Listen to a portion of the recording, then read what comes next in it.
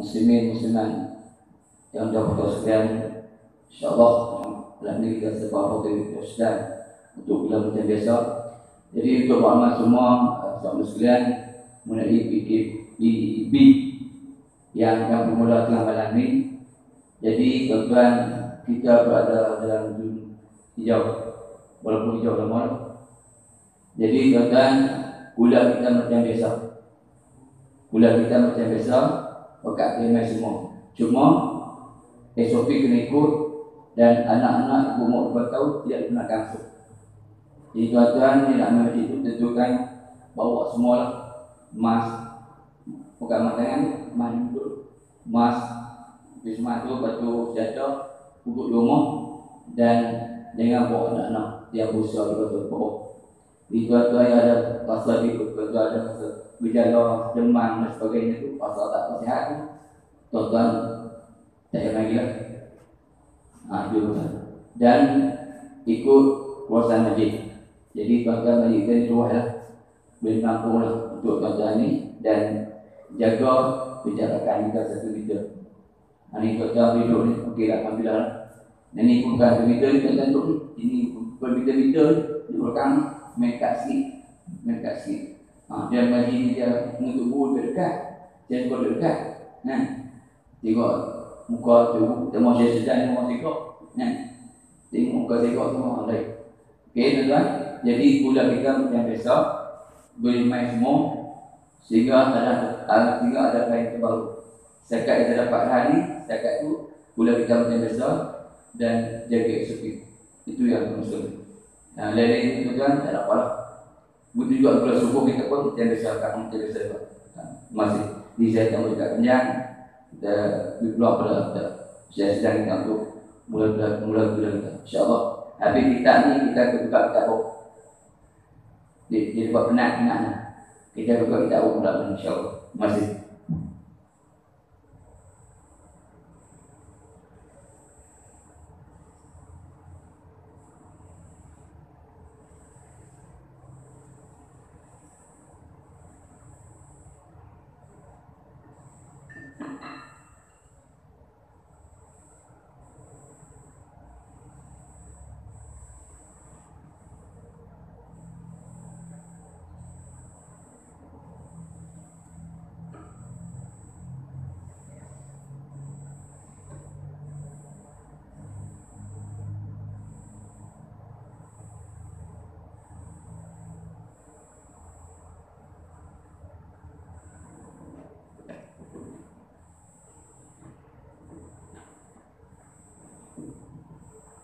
Allah.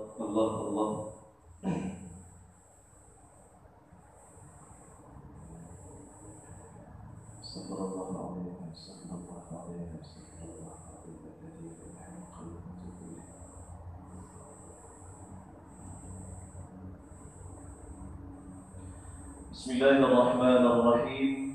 Assalamualaikum warahmatullahi wabarakatuh.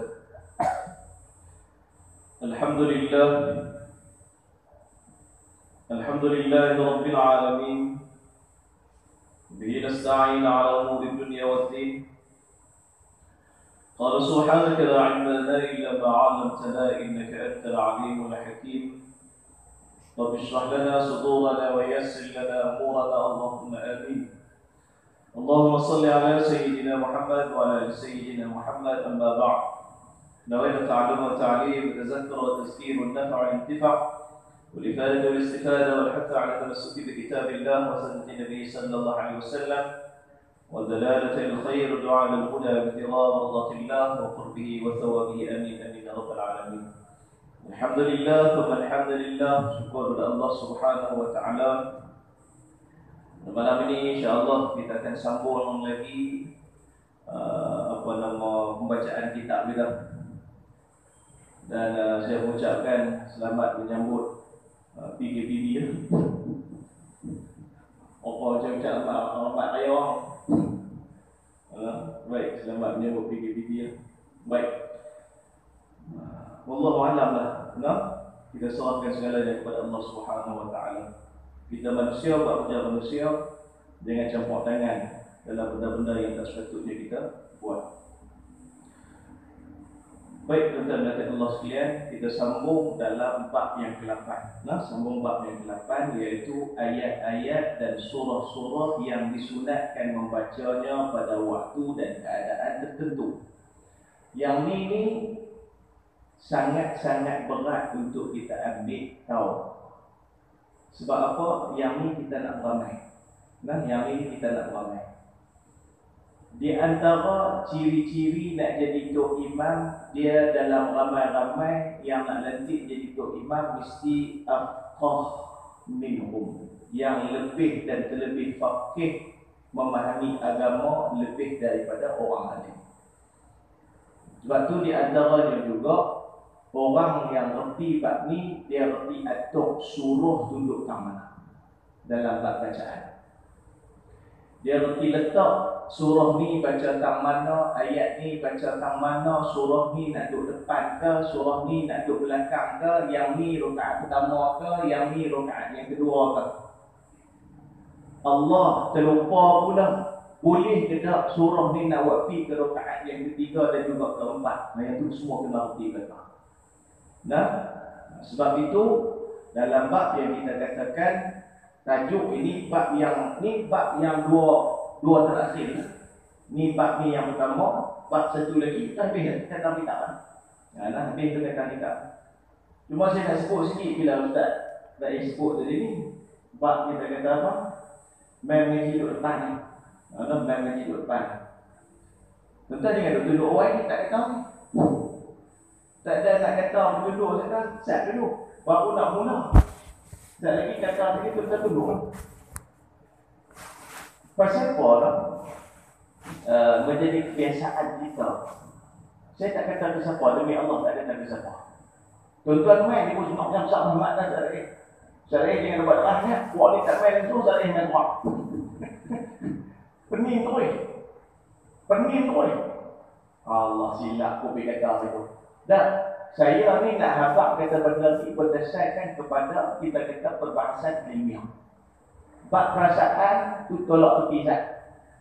Saya minta maaf tuan-tuan, saya maaf tuan-tuan. Saya ni jenis orang hak kalau salah siapa pun saya nak kata salah.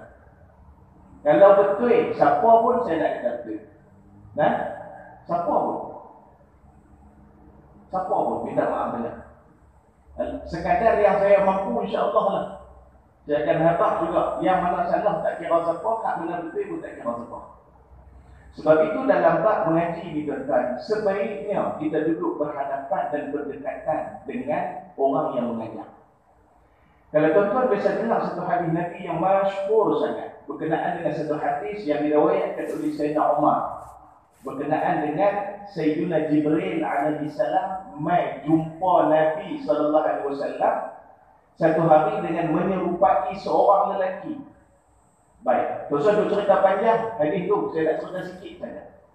Yang mana adalah hadis tersebut, lelaki tersebut yakni Sayyidina Jibril alaihi salam mai jumpa Nabi, kakinya, lututnya bertemu dengan lutut Nabi sallallahu alaihi wasallam.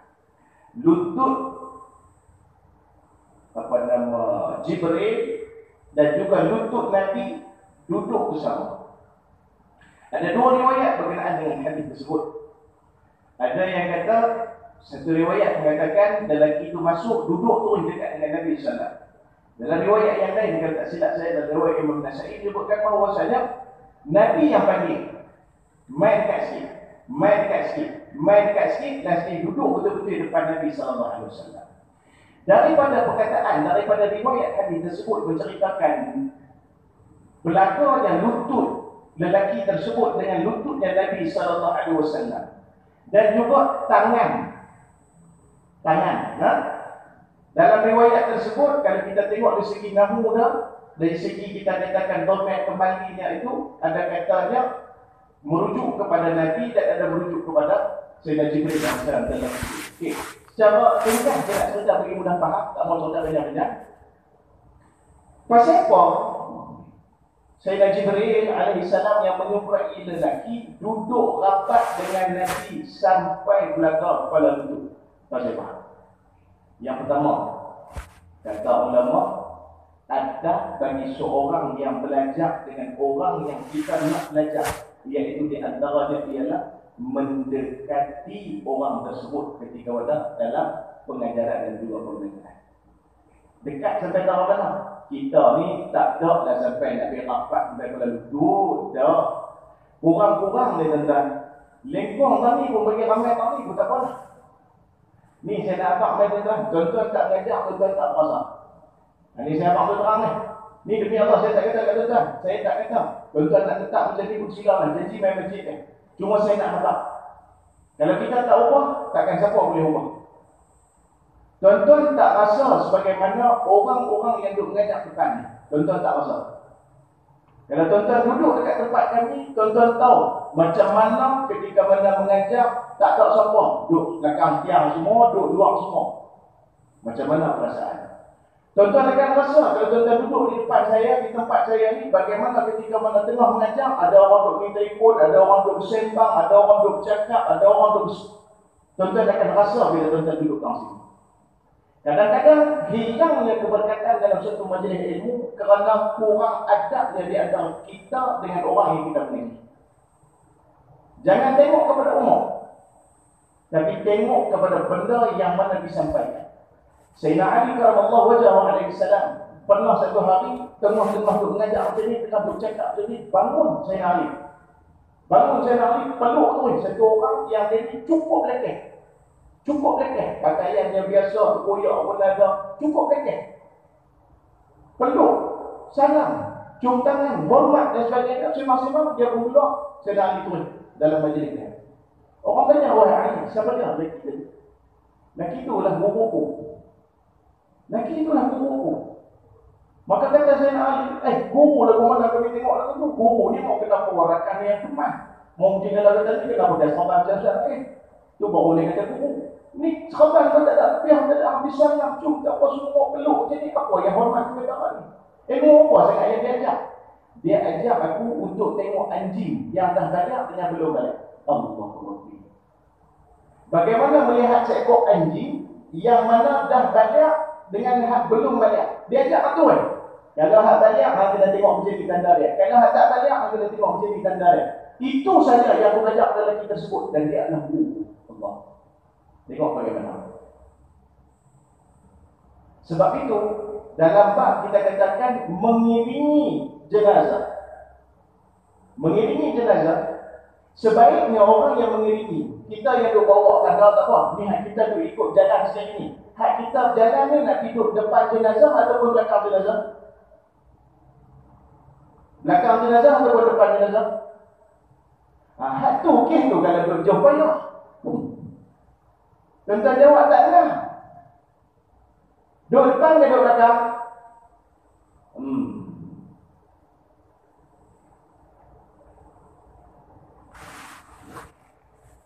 Itu dia masalah. Tak lagi pukul lagi lah. Pukul belah. Allah Salam. Tuan-tuan, tuan-tuan akan faham bila tuan-tuan duduk sini. Tuan-tuan akan faham. Demi Allah, insya-Allah, ya Allah, ikhlaskan hati kami ya Allah. Kalau tuan-tuan main seorang pun tetap kami akan mengajar. Tuan-tuan main seorang pun tetap saya akan mengajar. Tetapi bagi kita yang kita katakan menjaga hak di antara orang yang mengajar dengan orang yang mengajar, bukan dulu pakai dia tu. Saya tak suruh dan saya tak paksa tuan-tuan. Tak buat ikhlas saya pun tak apa. Tapi kalau boleh tuan-tuan berubah, buat ikhlas orang-orang lain. Saya berani kata lah, kalau tuan-tuan boleh menghargai orang-orang yang mengajar sementara tu, insya-Allah Tok Guru tu tak pergi mana lah. InsyaAllah Tok Guru tu tak pergi mana lah. Dia akan duduk pada tuan-tuan. Tapi kalau tuan-tuan buat lebih kurang, Allahu Akbar, satu hilang berkat ngaji kita. Alhamdulillah hak belakang tu susah soft elok. Ni punduk tahun ni elok sangat dah. Cuma kalau boleh lepas ni insya-Allah, saya ingat sekali lagi pakai main dulu lengkong pun ni. Tak apa, tuan-tuan teruskan dengan apa nama kursi ke apa kan, tuan-tuan duduk. Macam mana tuan-tuan duduk lah. Cuma mari kita duduk biar rapat tu lagi cantik. InsyaAllah. Nah, minta apa dah maaf kalau rasa silap kesama masa. Demi Allah tak ada niat nak kata apa. Cuma nak hentak kata lebih berkat, lebih kemas, lebih elok. Sebab tu dalam bab mengiringi jenazah, Dalam kitab membahaskan afdal yang kita duduk yang mengiringi jenazah ni, kita duduk depan jenazah, bukan duduk belakang jenazah.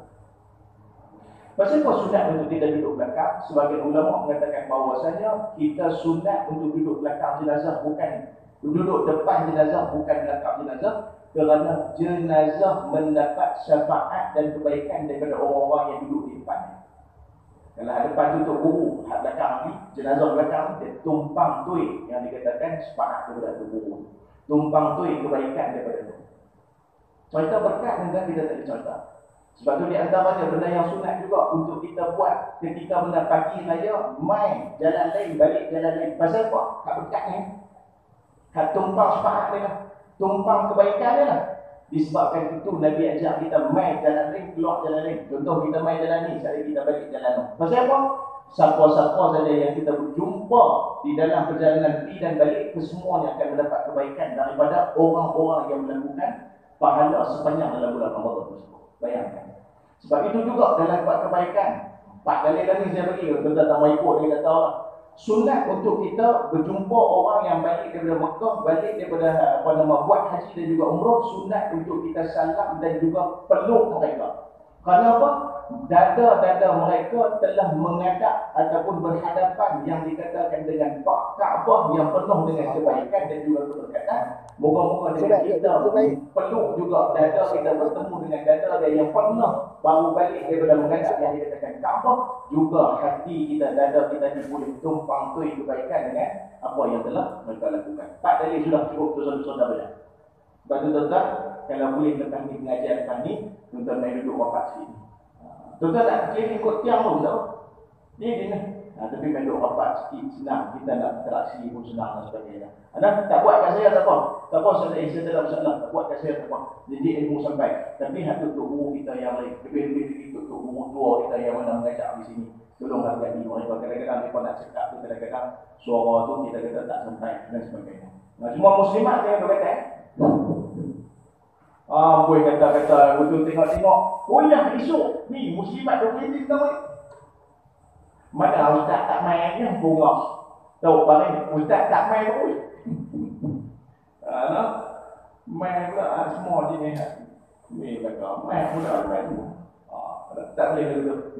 Jadi jaga hak dan juga jaga yang kita katakan. Okey, baik-baik sama-sama tadi belajar ni. Baiklah, minta maaf ya.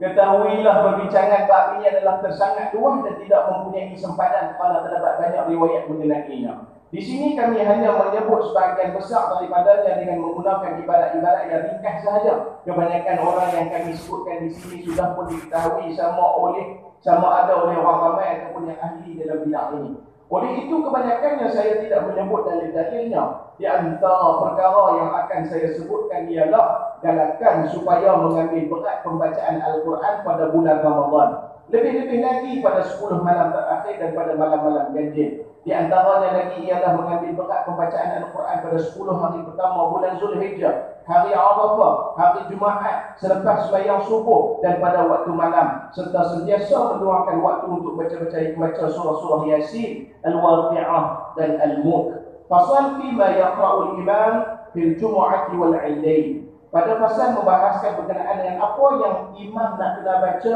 pada hari Jumaat dan juga pada solat hari raya.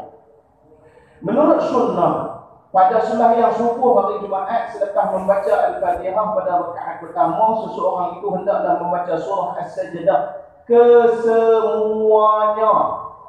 Garis bintang tu, kesemuanya. Jangan duduk sampai tak ayat Sajdah saja. Sunnahnya semua 30 ayat. Semua sekali. Bukan sampai Rasulullah Sajdah, sampai tak ayat Sajdah, lepas tu disambung, lepas tu bangkit 2 ayat, lepas tu rokok balik. Tak kena cara. Keseluruhannya. Pada rakaat ke-20 hendaklah membaca surah Al-Insan kesemuanya juga. Baru dapat pahala sunnah. Baru dapat pahala sunnah. Ada baca surah Insan, surah Insan yang tak ada 10 ayat, 15 ayat pun tak boleh juga. Lebih-lebih lagi nanti kita cerita hak dasar dicari surah-surah lain yang bukan surah As-Sajdah tapi yang ada ayat Sajdah. ada perbahasan sampai boleh batal sembahyang subuh ketikanya kalau lakukan buat seperti itu rupa dengan sembahyang. Baik. Dia janganlah meniru apa yang dilakukan oleh kebanyakan imam-imam masjid yang hanya memadai dengan membaca beberapa ayat saja daripada kedua-dua surah tersebut dan melambatkan bacaan serta memanjangkannya. Malah dia hendaklah membaca kedua-dua surah tersebut kesemuanya dan membaca secara tertib. Nampak? Imam Nawawi kata hadis yang buat panggil imam malah dia kata zaman tuan zaman Imam Nawawi pun dah. Hadis yang baca siap-siap kat situ jedah saja. Sampai bini saja abang ni mana? Sujud jedah. Hari ini sembahyang sujud jedah. Subuh ni sujud jedah. Pergi nak cari ayat jedah saja tak kena. Dan membacanya secara tartil. Tartil ni apa dia? Jangan laju dan jangan lambat sangat. Cara bacaan ni dia ada 4. Cara ringan kita sebut tartil ada, tartil dengan tartil 4. Tadi saya ada majlis dengan saringan hafazan perangkat negeri Kedah. Saya salah satu hakim yang terlibat. Jadi bacaan mereka tadi ni secara tadwir, yakni nak laju tapi tak laju sangat. Pasal apa? Pertandingan hafazan. Tapi kita ni yang baca Quran dalam sembahyang dan baca luar, kita kena baca tartil. Tartil macam mana? Jangan laju dan jangan slow. Contoh, yang ni kita katakan bacaan tartil. Bismillahirrahmanirrahim. Alhamdulillahi Rabbil Alamin. Ar-Rahmanir-Rahim. Maliki Yawmiddin. Iyyaka na'budu wa iyyaka nasta'in. Ihdinas siratal mustaqim.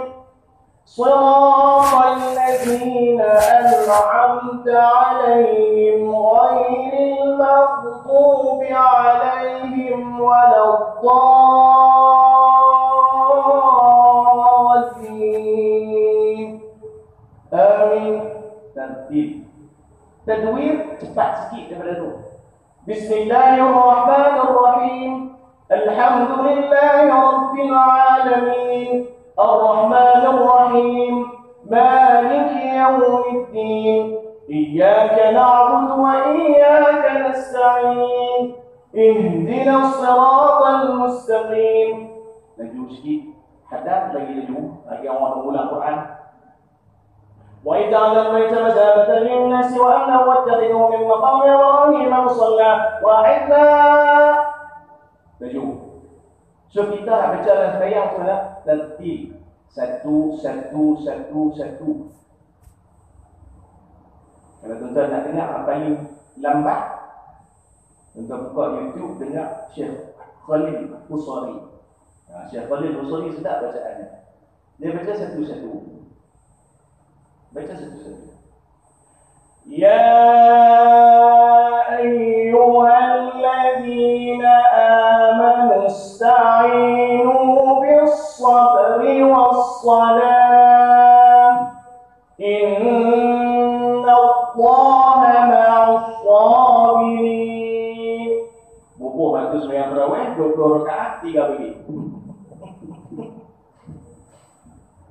Jadi hatu tu ada masa dia baca hatu, ada masa kalau kita cerita baca biasa kita ni dan baca dalam sembahyang baca tartil.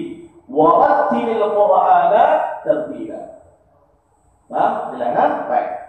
Menurut sunnah dia hendaklah membaca surah Al-Jumu'ah semuanya pada rakaat pertama sembahyang Jumaat. Nampak? Ni sembahyang Jumaat pula. Tadi ni sembahyang subuh hari Jumaat. Ni sembahyang fardu Jumaat, Zuhur yang jadi Jumaat tu ni. Baca apa? Surah yang pertama adalah surah Jumaat kesemuanya. Hak ni pun ramai tu imam tak benar. Tu imam ramai hak mana? Yang di tengah ayat tak cerita sembahyang Jumaat dia. Ayat apa tu? Ha? Idza nudiya lis-salati min yawmil jumu'ati fas'au ila dzikrillahi wa dharul bay'. Buat tu Nuh awal. Sunnah dari mana? Mula daripada awal. Jangan duduk ayat tu saja. Baik.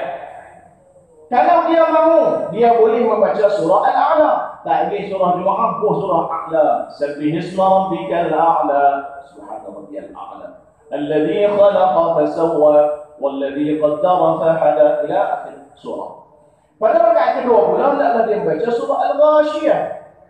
Kedua-duanya merupakan riwayat yang sahih daripada Rasulullah SAW. Dia juga hendaklah menjauhkan diri daripada hanya membaca beberapa ayat saja daripada surah-surah tersebut. Dia hendaklah melakukan sebagaimana yang telah kami nyatakan. Sama juga, kena baca semua, jangan baca singkat-singkat.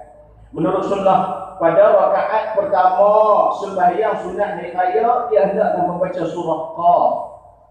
Pada rakaat kedua pula, hendaklah membaca surah Al-Qamar kesemuanya. Jika dia mahu, dia boleh membaca surah Al-A'la dan surah Al-Ghashiyah. Yang tu yang ringan sikit.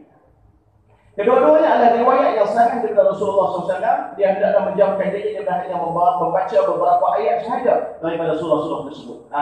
Saya nak tambah sikit lagi. Hari Khamis malam Jumaat, sembahyang Maghrib hari Khamis malam Jumaat, sunnahnya baca pada rakaat yang pertama selepas surah Al-Fatihah surah Qul ya ayyuhal kafirun. Itu yang pertama. Rakaat yang kedua selepas Fatihah baca Qul hu. Dua tu. Nampak macam biasa, tapi itu sunnah. Kita kadang-kadang untuk imam mau nak baca ayat tengah-tengah bawa kemat.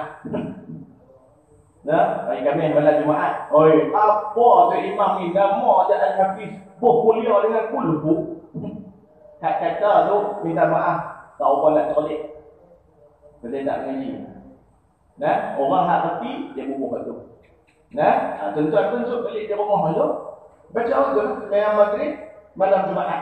Baca surah dua surah tu. Qul hu dengan kuliah dengan Qul hu. Bini tengok dia abang kat bini. Nah, puasa rugi ni.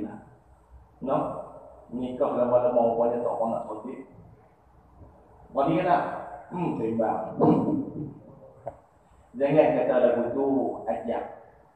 Yang oi, bukan nak abang kata yang tak pandai dah, cuma nak abang. Abang tu baru tahu minggu lepas. Sunnahnya pada kali Khamis malam Jumaat sembahyang Maghrib kuliah dengan Qul.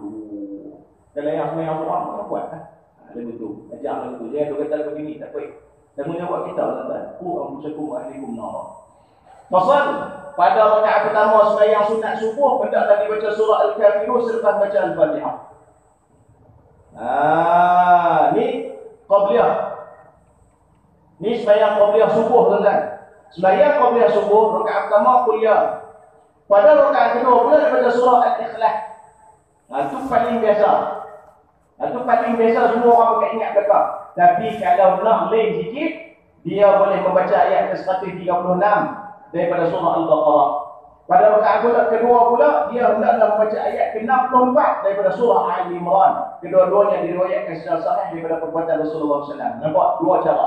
Sembahyang qabliyah subuh, dua cara bacaan tersebut. Surah. Ketika sembahyang sunat maghrib pula, dia hendaklah baca surah Al-Kafirun dan surah Ikhlas. Ayat cerita kita cerita tu, Khamis malam Jumaat tu. Kedua-duanya surah ini hendaklah dibaca pada sembahyang sunat tawaf dan sembahyang sunat istikharah. Pada dua solat sunat ini juga, sunat baca kuliah dengan Qul hu. Senang faham ambil macam ni tuan-tuan. Mudahnya senang faham ambil. Apa saja sembahyang sunat tuan-tuan nak buat, sembahyang hajat kan, sembahyang taubat kan, sembahyang apakah, tuan-tuan buat kuliah dengan Qul hu sudah.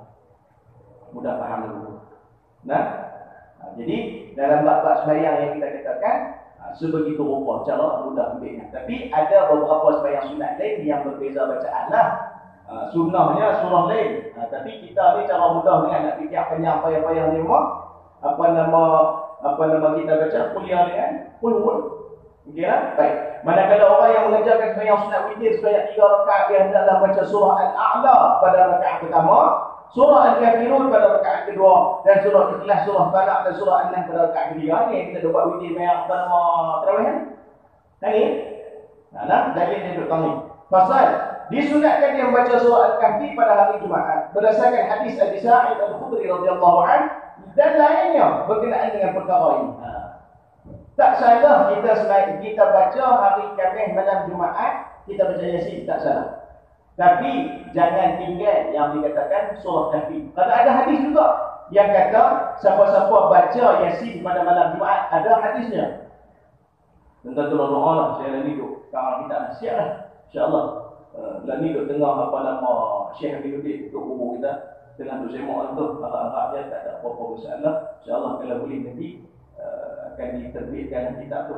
Dalam kitab tu saya masukkan hadis tu yang dikatakan baca Yasin malam Jumaat. Orang kata bid'ah tu dalilnya ada, kita saja tak pergi cari. Nah, kadang-kadang kita buat tak tahu. Orang kata bid'ah sungguh balik-balik ni apa saya buat apa bid'ah, tak boleh. Kita biar dengar boleh. Tapi ada masa kita nak kena tanya, juga nak tahu, juga takkan ketua umum kita betul sangat sampai buat benda sampai tak ada dalil ni. Daripada dulu lagi, takkan pun cari duit. Jangan sangka buruk lagi pada ketua umum kita ada buat amalan-amalan seperti itu. Baik. Imam Syafi'i dalam kitabnya Al-Um berkata, disunatkan juga dia membaca pada malam Jumaat.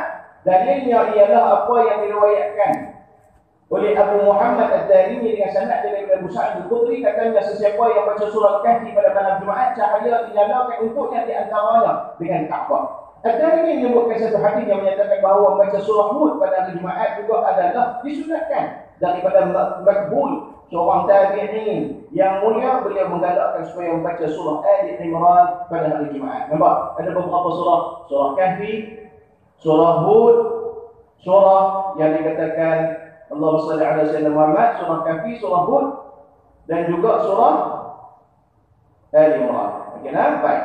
Pasal disunatkan memperbanyakkan pembacaan ayat kursi di setiap tempat. Dia hendaklah membacanya pada setiap malam, iaitu ketika berada di tempat tidurnya. Dia juga hendaklah membaca surah Al-Falaq dan An-Nas setiap kali selesai sembahyang. Telah sahih daripada Sayyidina Uqbah bin Amir radhiyallahu anhu, katanya Rasulullah SAW memerintahkan aku supaya membaca surah Al-Falaq An-Nas setiap kali selesai sembahyang. Diriwayatkan oleh Abi Dawud, At-Tirmizi, An-Nasa'i. At-Tirmizi berkata hadis hasan sahih. Pasal disunatkan membaca ayat kursi ketika tidur. Begitu juga surah Al-Ikhlas, surah Al-Falaq, An-Nas dan akhir surah daripada Al-Baqarah. Ini adalah di antara yang mesti diambil berat dan diberikan perhatian yang sungguh-sungguh. Banyak hadis-hadis sahih yang mensabitkannya daripada Abi Mas'ud Al-Badri radhiyallahu anhu wa Rasulullah sallallahu alaihi wa ala alihi wa sahbihi wasallam bersabda, al-ayatan min akhir surah Al-Baqarah man qara'ahuma fi lailatin kafatahu. Dua ayat yang terdapat pada akhir surah Al-Baqarah, siapa yang membaca pada satu malam, maka kedua-dua ayat itu sudah memadai baginya, mencukupi baginya. Sekumpulan ahli ilmu berkata, kedua-dua ayat tersebut sudah memadai baginya sebagai ganti kepada qiyamul lail. Boleh-boleh ambil, kalau dia tak qiyamul lail, tak. Baca dua ayat daripada surah Al-Baqarah, boleh kira sama macam qiyamul lail. Kemas. Lepas tu buat kemas tu. Buat kemas tu. Baca tu elok. Kalau ada masa bagi tahajud, buat tahajud. Jangan tertinggal dulu. Fadilat tu dapat, tapi jangan tertinggal dulu. Sama juga kita ni, sembahyang subuh jemaah, sembahyang isyak jemaah, sama lah macam yang boleh sembahyang malam tu. Tapi dah bangkit, dah boleh buat sembahyang, jangan tinggal. Fadilat dah dapat, jangan tinggal. Baik. Sekumpulan yang lain pula berkata, kedua-dua ayat tersebut memadai baginya untuk menyelamatkannya daripada ditimpa keburukan pada malam itu. Daripada Sayyidatuna Aisyah radhiyallahu anha, beliau berkata Rasulullah sallallahu alaihi wasallam membaca surah Al-Ikhlas, Al-Falaq, An-Nas pada setiap malam. Kami telah menyebutkan riwayat ini dalam pasal berkenaan yang menghempus jampi menggunakan Al-Quran. Ada yang itu yang saya beritahu kat tuan-tuan. Saya buat depan ini, yang tu Nabi buat cara lebih kurang lalu tu.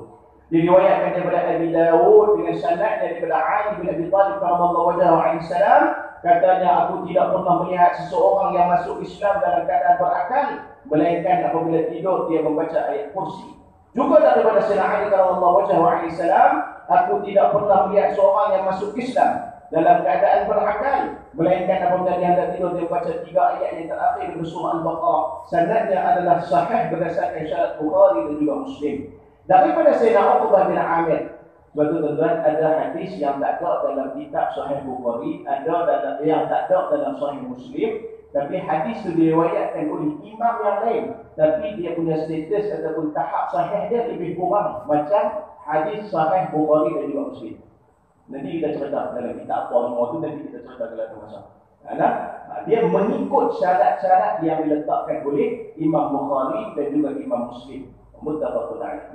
Daripada Sayyidina Uqbah bin Amir katanya Rasulullah SAW bersabda kepadaku, la tamurru bika lailatun illa qara'ta fiha qul wallahu ahad wal mu'awwidhatain fama atat alayya lailatun illa wa ana aqra'uhunna. Jangan engkau biarkan satu malam pun berlaku tanpa engkau baca surah Al-Ikhlas, surah Al-Falaq dan surah An-Nas, kerana aku tidak menempuh satu malam pun melainkan aku membacanya. Kata Nabi SAW. 3 surah ini Nabi tak pernah tinggal. Nabi tak pernah tinggal.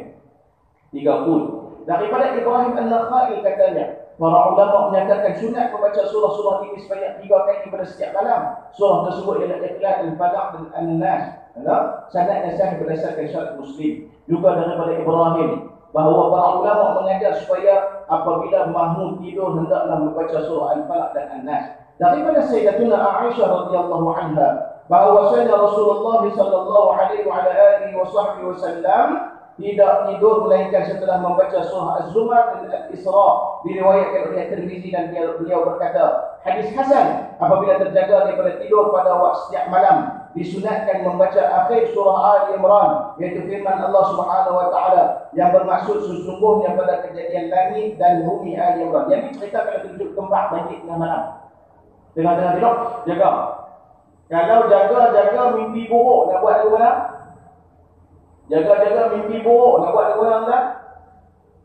Kali di sebelah kiri, tiup 3 kali. Tak payah orang keluar yang dia. Tak payah dia keluar yang dia mimpi tarik elak. Tak payah kata tu. Ada pula bini tu sebelah kan, tu lelaki tu sebelah kan lagi tak tarik dia tu. Tak usah, ambil tiup saja. 3 kali. Itu baca ayat ni. Yang ni kalau terkejut bangkit malam, terkejut baca ni. Ataupun mimpi buruk, tiup 3 kali. Baca ni. Baik. Dalam sampai dalam Sahih Bukhari dan Muslim bahawa Rasulullah SAW baca surah Al-Imran apabila terjaga daripada tidak. Pasal ayat yang dibaca di sisi pesakit. Ni orang yang sakit, lagu mana? Surah apa yang sesuai untuk kita baca? Macam kita sebelum ni, orang yang nak meninggal, kita lebih baca surah Yasin. Kenal tak kenal? Mari kita tengok. Disunatkan membaca Al-Fatihah di sisi pesakit berdasarkan hadis sahih mengenainya. Baginda Nabi sallallahu alaihi wasallam bersabda, "Wa ma adraka annaha ruqyah." Tidakkah engkau tahu bahawa ia, yakni surah Al-Fatihah, adalah jampi yang baik, yang elok, yang sahih. Juga disunatkan membaca Al-Ikhlas, Al-Falaq, An-Nas di sisinya dan disertai dengan hembusan pada kedua belah tangan. Perbuatan ini dilakukan oleh Rasulullah SAW dan disebut dalam kitab Sahih Bukhari dan Muslim. Ia telah dijelaskan pada pasal hembusan, iaitu pada akhir bab sebelum ini. Kita pergi ziarah orang sakit. Anak-anak kita nak baca Yasin, tak pergi. Suruh anak-anak kita baca 3 kul. Suruh anak-anak kita baca 3 kul. Yang pertama, itu adalah ruqyah syar'iyah. Itu adalah benda yang boleh dibuat oleh syarak. Yang kedua adalah benda itu dilakukan oleh mereka-mereka yang tidak berdosa. Bagus dia buat. Dia doa, dia baca benda yang baik. Semuanya kita nak kena ajak berelok. Ini macam pun dengar. Dan duit ke mana, huruf ke mana, apa ke mana. Tak mahu macam tu. Maksudnya, biar mereka baca bagi benar. Daripada Talha Ibn Matrah, katanya apabila dibacakan Al-Quran kepada pesakit, maka dia akan merasa keringanan. Pada suatu ketika aku memasuki kemah seorang yang sedang sakit. Aku berkata, aku dapati engkau hari ini berunsur sihat. Dia menjawab, Al-Quran dibacakan di sisiku. Nampak tak? Saya biasa tengok di hospital. Kawan tu kena stroke. Memang dia stroke, tak boleh baca apa. Dia pun koma. Dia pasang Quran di di telinga dia. Boleh tak boleh? Boleh sekiranya bacaan Quran itu tidak menjadi dihinakan oleh perbuatan yang lain. Contoh macam kita pasang Quran tengah waktu utama. Quran itu jadi tak dimuliakan. Itu tak boleh. Biar kita katakan pasang dalam keadaan orang lain semua boleh. Saya biasa masa duduk jaga ayah saya pukul 3.30. Tiba-tiba hospital pasang Yasin. Pukul 3.30 tuan-tuan, hospital pasang Yasin. Dia bangkit-bangkit, sudah. Nurse lalu kan apa lalu terus nurse pun dekat. Minta maaf, nak tengah bersiapa yang pasang surah Yasin. Saya duduk 2 malam tak ada surah Yasin. Duduk pasang, saya malam ni pasang. Ada orang mati. Rupanya bila ada orang mati, ada hospital baling. Hospital lain saya tak tahu. Hospital baling. Bila tu dia ayah saya sakit. Dia kata, bila ada orang meninggal, dia akan pasang surah Yasin. Siapa dia? Dia tanya siapa dia? Tu, betul-betul depan nampak dia duduk. Allahu Akbar. Duk sembang tadi. Duk sembang ni. Pakcik macam mana? Alhamdulillah aku berontok Nabi tu seronok kalau boleh nak balik ni. InsyaAllah esok balik pun. Bukan hari mana duk tengok tu sihat dah ni. Pukul 3. Pergi. Nah, jadi untuk orang yang macam tu, kita baca yang dikatakan ayat Al-Quran boleh memberi yang dikatakan kebaikan kepada orang yang mendengarnya. Al-Khatib Abu Bakar Al-Baghdadi, Khatib Baghdadi mengatakan apa? Berkata dengan sanadnya apabila Al-Mahdi radhiyallahu anhu rahimahullah taala mengalami kesakitan, dia berkata, bawakan kepadaku ahli-ahli hadis. Setelah mereka datang, dia berkata, bacakanlah kepadaku hadis. Riwayat ini menyebut mengenai kelebihan hadis, oleh itu membaca Al-Quran adalah lebih utama. Nampak? Dia qiyas pula. Qiyas lebih baik. Kalau baca hadis pun memberi ketenangan kepada orang yang sakit, lebih-lebih lagi baca Quran. Maka bacalah. Cumanya nanti kita akan sebutkan macam surah Ar-Ra'd. Surah Ar-Ra'd sesuai dibaca ketika mana? Orang nazar. Orang nazar tu Ar-Ra'd sesuai, Yasin sesuai. Dia ada surah-surah yang sesuai lah. Nah, macam kita kata lah. Macam kita kata ada perkataan yang sesuai kita guna pada waktu ni. Tak sesuai perkataan tu kita guna pada waktu ni. Macam tu. Jadi ada beberapa surah dan juga ayat yang sesuai pada waktu dan ketikanya yang telah kita sebutkan sebahagian tadi. Ayat yang dibaca di sisi orang yang mati. Para ulama mazhab kita dan selain mereka berkata, disunatkan membaca surah Yasin di sisinya. Nampak ni? Disunatkan membaca surah Yasin di sisinya berdasarkan hadis Ma'qal Ibn Yasar radhiyallahu anhu Rasulullah SAW, iqra'u Yasin ala mautakum, bacakanlah surah Yasin kepada orang-orang yang mati di kalangan kamu. Diriwayatkan oleh Abi Dawud An-Nasa'i di dalam bab amalan sehari dan semalam, amal yaum wal lailah. Diriwayatkan juga oleh Ibnu Majah dengan sanad yang dhaif. Mujahid ke Mujahid ni? Tempat tentang dia beliau? Mujahid ke? Mujahid. Tak bisa dengar Mujahid ni, masa Mujahid pun. Nanti saya cek balik kita Arab. Maksudnya Mujahid ni, Imam Mujahid meriwayatkan. Awak saya sebut baca Mujahid, saya tak ada minat tu. Awak nama orang kata apa kan? Tak ada sama. Wah, kita tak sebut nama tu. Mujahid meriwayatkan daripada Syafi'i, katanya orang-orang Ansar apabila pergi menziarahi orang-orang yang hampir mati, mereka akan membaca surah Al-Baqarah. Mujahid adalah seorang yang dhaif. Ini pun confuse dan Mujahid ataupun Mujahid ini nanti saya cek balik. Nah, kalau Imam Mujahid itu ma'ruf orang yang bertahu faham. Okey, baik. Bab yang ke-9 kita tunggu Ustaz. Bab yang ke-9 kita jumpa lagi sekali. Kita habis dulu ya. No? Okey, insya-Allah. Bulan ni ada 5 minggu. 4 itu bulan depan. Bulan depan kita khatam kitab ni.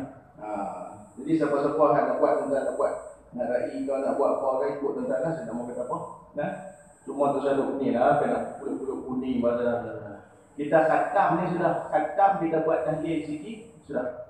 Nah, kita tumpang berkat Imam Nawawi, kita tumpang berkat buku yang mana telah baca kitab yang banyak sangat buku yang baca kitab ni. Maka malam hari kita khatam tu kita akan buat tahlil ringkas sikit untuk pengarang kitab dan juga semua ulama-ulama yang mana telah membaca kitab tahlil ni insya-Allah.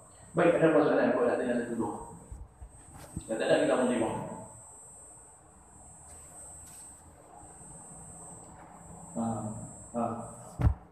Tak kena sunnah. Cerita dia macam ni. Kalau cerita ayat Zaidah tadi tu, kita kata potong 3 tu bukan sunnah lebih, tak dapat pahala. Bahkan kalau kata ada yang meniatkan daripada awal. Saya ini lagu mana pun saya nak baca surah Sajdah. Batal ni. Faham? Maksudnya apa dia? Dia nak dapat pahala sunnah pagi Jumaat, baca sajadah dan insan mesti baca keseluruhan. Dopi kerat-kerat tak dapat pahala sunnah. Dopi kerat-kerat tak dapat pahala sunnah tu. Contoh ni, selepas sembahyang disunatkan dalam hadis Nabi kata apa? Sunnah baca subhanallah 33. Alhamdulillah 33, Allahu Akbar 33. Kemudian dihabiskan dengan la ilaha illallah wa la syarika lahu lahul mulku wa lahul hamdu wa ala kulli syai'in qadir. Baik, katakanlah ada orang baca 30 sahaja, tak jadi ke mana? Yang saya baca dalam kitab, orang tersebut tidak dapat fadilat yang Nabi sebut pada amalan itu.